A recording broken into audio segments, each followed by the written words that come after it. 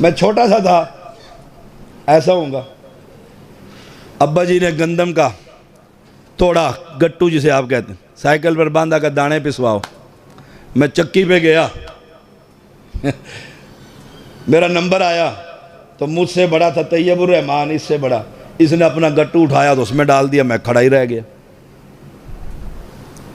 चक्की का जो मुंशी था वो अपना मज़े से बैठा, उसे जाकर उसने कहा अच्छा शाह जी अब आने दो नंबर। वो आगे पीछे हुआ, दाने ख़त्म हुए तो इसने गट्टू डाल दिया, मैं फिर खड़ा रह गया। वहाँ एक सईदों का मुरीद भी खड़ा हुआ था, वो मंजर देख रहा था। वो आया, उसने कहा फयाज शाह का बेटा है? मैंने कहा हाँ जी। कहता अब के दाने कोई डाल के देखे। दाने मैं डाल के दूंगा, आटा पिसवा देता हूँ, साइकिल पे बांध भी देता हूँ, लेकिन एक शर्त है। मैंने कहा जी चाचा जी शर्त?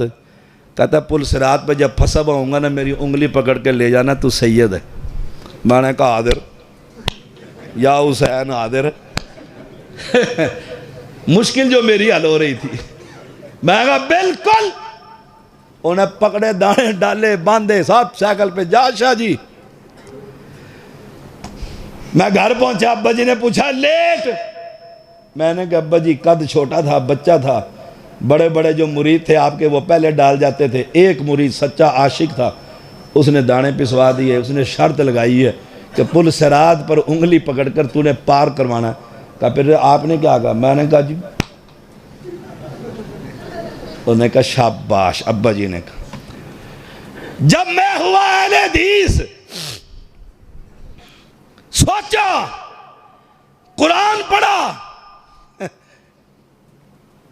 तो मुझे वो दाने याद आ गए। आए हाय, मैंने कहा या अल्लाह, मैं वादा तो कर कर आया था, वहां तो पता नहीं मैं ही फंसा हुआ हूं तो फिर आए हाय, मुझे याद आया। और फिर अकल पर मातम करने को दिल किया कि उस अंधे को नजर नहीं आ रहा जो जिंदगी में अपने दाने अपनी बारी पे पिसवाने के काबिल नहीं, वो पुल सिरात पे तुझे पार करवाएगा। पार करवाने वाला कौन है? अल्लाह।